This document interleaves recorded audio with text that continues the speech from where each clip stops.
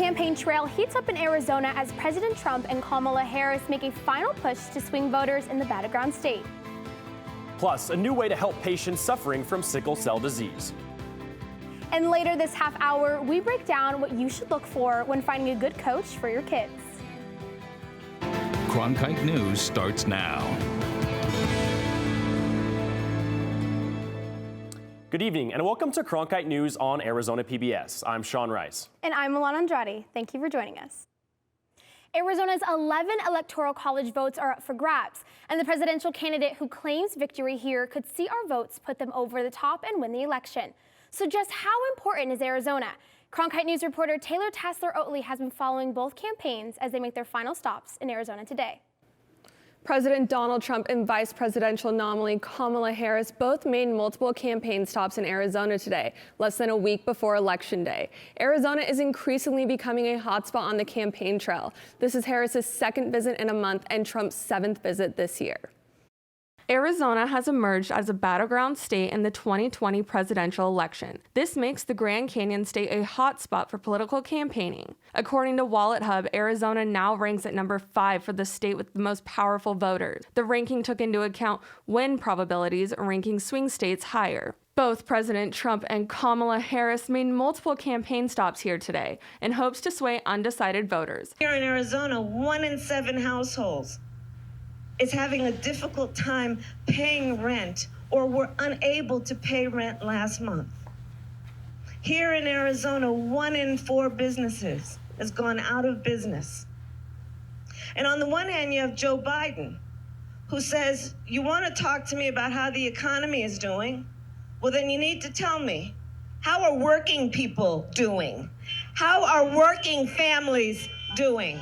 Joe Biden is currently leading in the polls by 3 points here in Arizona, according to poll aggregator 538.com. When we win, you win, Arizona wins, Nevada wins, and America wins.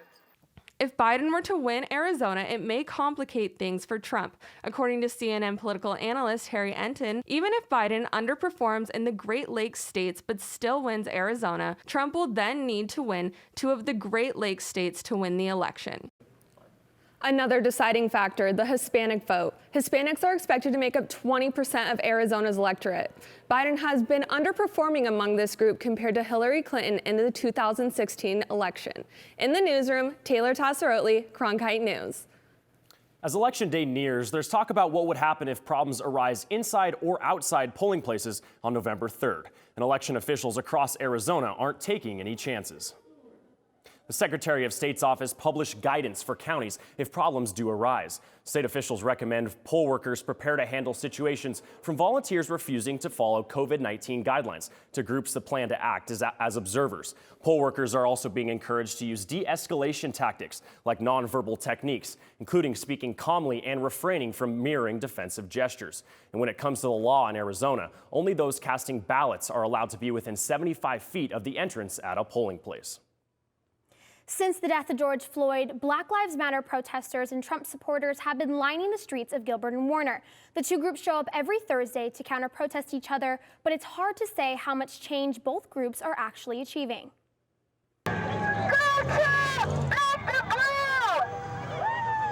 In the midst of our country's civil unrest, protests like these are occurring every Thursday in Gilbert. For months, these protests have remained peaceful, but as more people begin to show up, the tension increases. On August 20th, there was the first and last occurrence of violence. Gilbert Police Chief Michael Solberg shares what happened. And within the first couple of minutes, the first assaults occurred, where we had people come from the north side down to the south side and confrontations and several fights. And it took us about 5 or 6 minutes to get there and get everyone separated out. From that point forward, we have had a physical presence as well as the barricades. Shawnee Kingsley has attended about 6 protests since the beginning. She says she comes out to support President Trump. I want to be heard. I want to be heard, and I want to support police, and I want to support America. I want to support Trump. I want to support Republicans. I want to support positivity and love and unity of America. Despite wanting to promote peace and unity, both groups that attend these protests have completely different views.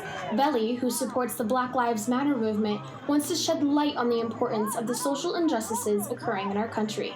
Our message is to let everybody know that 1, Black lives will always matter. 2, brown lives will always matter. No human is illegal. Science is real. We need to reform the police, and we can achieve all this through nonviolent means.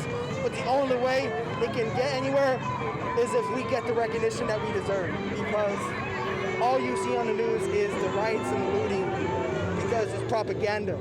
Take a look at what democracy, and this is really what America looks like. Every single beautiful soul behind me, this is what America looks like. And we will continue to be out here until we receive the justice that we seek. There is no expected end date for these protests, but according to the Gilbert Police Commander Joe Rodriguez, the turnout seems to be decreasing each week. According to Chief Solberg, each protest costs the department about $20,000 a week, which includes food and water for officers as well as personnel expenses. As long as protesters continue to show up to these events, so will Gilbert PD will also be in attendance. A group of Tucson residents has begun an effort to recall Mayor Regina Romero. The group has listed several complaints on its website against the mayor, including her decision to remove police officers from election polls and her support for a citywide mask mandate. Romero has said she disagrees with the group's claims.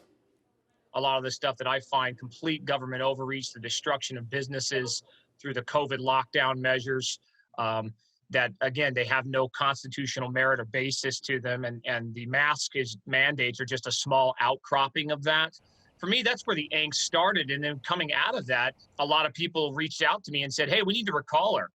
The group will have an uphill battle as they need to collect 24,700 valid signatures from registered voters by the end of February to go forward with the recall.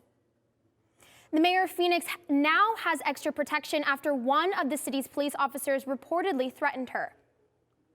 The office of Mayor Kate Gallegos says the officer made a credible threat to harm her, but there is still no word on the details, including how the threat was made.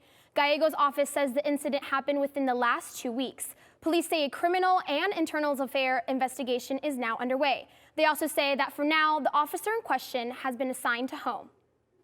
New tonight, the National Academies of Sciences, Engineering, and Medicine released a report that outlines a framework to improve health care for patients with sickle cell disease, a condition that disproportionately affects Blacks and Hispanics. Cronkite News reporter Harry Croton found out more from stakeholders about how this bodes for the disease, research, and treatment. Harry? Sickle cell is the most common inherited blood disorder in the U.S., affecting some 100,000 people and occurring in 1 out of every 365 Black or African American births. But the country and the state of Arizona still have a long way to go to better understand the disease. The improvement process begins with several key factors. The exact number of those who suffer from sickle cell disease is unknown. To get a better handle of the numbers, the Centers for Disease Control and Prevention began a data collection program back in 2015. But only 9 states are enrolled, and Arizona isn't one of them. Sickle cell is really the first molecularly characterized disease that we know exactly what caused it and how it caused it.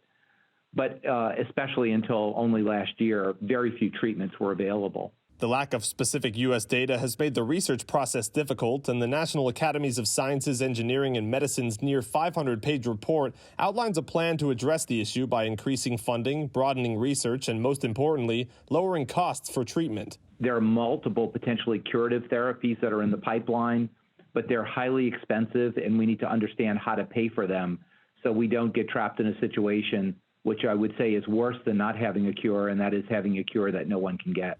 Another focus laid out in the report is improving the availability of healthcare professionals like hematologists, particularly in rural areas and communities of color. Martha Liggett of the American Society of Hematology says with the help of grants, they'll be able to add more sickle cell disease research and treatment centers across the country. We're working on more general distribution for hematologists and for other healthcare providers and nurses and PAs. I mean, we need a whole team of people that are educated about how to deliver care properly. Some experts say the lack of research and data has left patients feeling neglected. But Brett Joar says part of the solution is placing a greater emphasis on funding. Despite the fact that the CDC has a lot of money, it's really in buckets that it needs to be spent for. So you can't take funding out of measles and put it in into sickle cell disease. So it's very important for all of us as we push forward to make sure there's advocacy for funding. With additional funding, providers, and research, the report estimates 9 million children with sickle cell disease traits could be saved by the year 2050. Brooke Cook of the Sickle Cell Foundation of Arizona says just increasing awareness of the disease is one of the biggest challenges here. The foundation hosts virtual sessions to keep patients and their families informed. With just 3 hospitals in the state that specialize in sickle cell disease research and treatment, the National Academy's plan could help on both fronts. In the broadcast center, Harry Croton, Cronkite News. Coming up next on Cronkite News, as a second wave of coronavirus hits the country, health experts express their greatest concerns here in Arizona. And we'll show you why the ASU men's basketball team is getting so much attention on social media.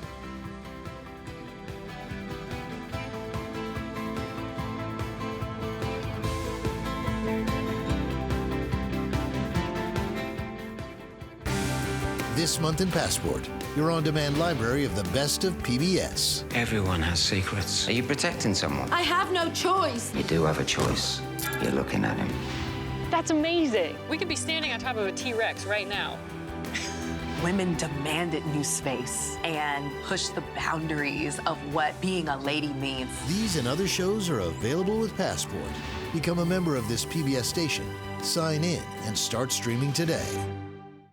I'm Judy Woodruff, anchor and managing editor of the PBS NewsHour. The journalists of tomorrow face a fast-changing media landscape, but quality news remains vitally important to our communities, our country, and our world.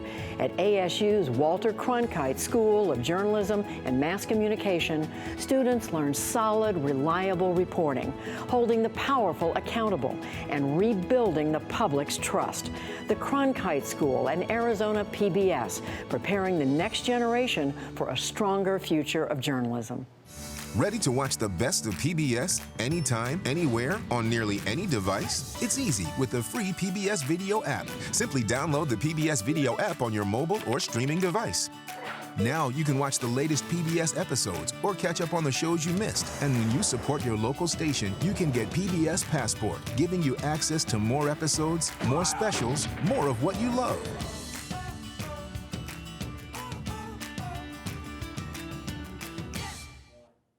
Last month, the COVID-19 positivity and hospitalization rates dropped in Arizona, but this month, cases are continuing to climb as a second wave of coronavirus slams the state.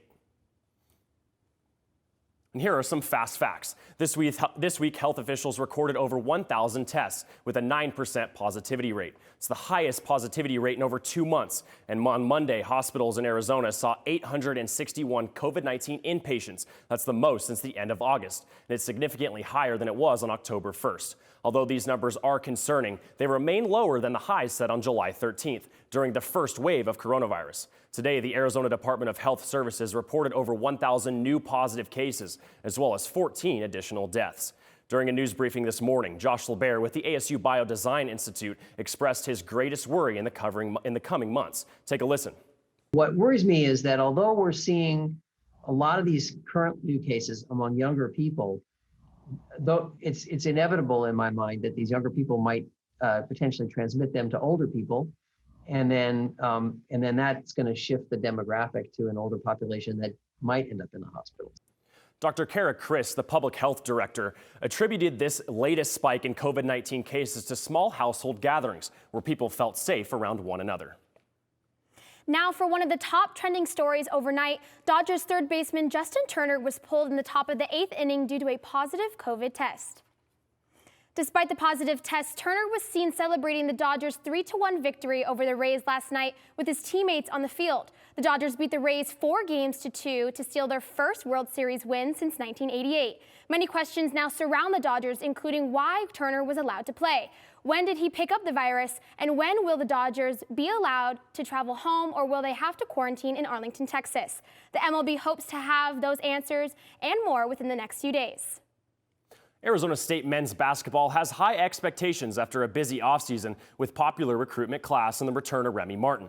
With the nationwide attention on the court, Sun Devil social media has gained an increasing amount of recognition as well. Cronkite News reporter Reed Harmon has more on the social media team. So is it the big name players on ASU's roster?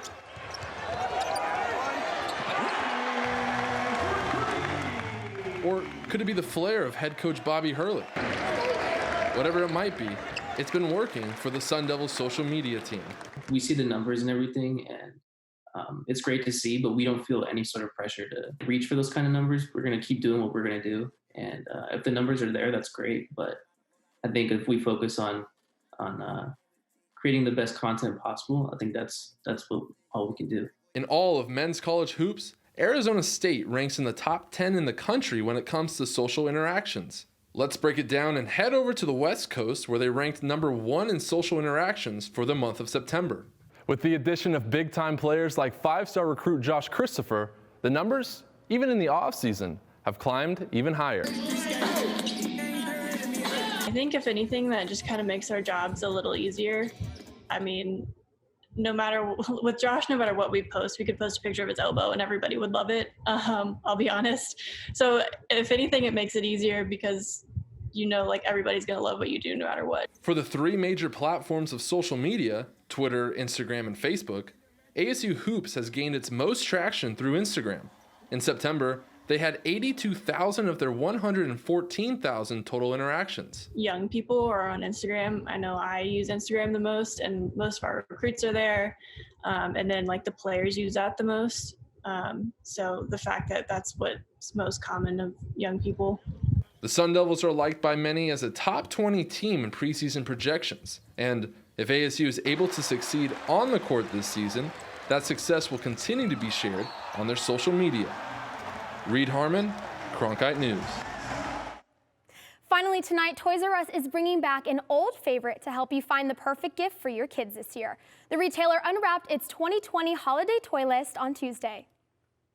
Toys R Us says they searched 2020's biggest toy trends and play patterns to come up with the list. It includes popular brands you would expect to see, such as Barbie, Hot Wheels, and Legos. There were also standouts like a toy of everyone's favorite fictional baby, Baby Yoda from Star Wars The Mandalorian. Customers can shop the full list online at toysrus.com/hot-toy-list. That's it for Cronkite News tonight. Thanks for joining us. For top Arizona stories anytime, go to cronkitenews.arizonapbs.org.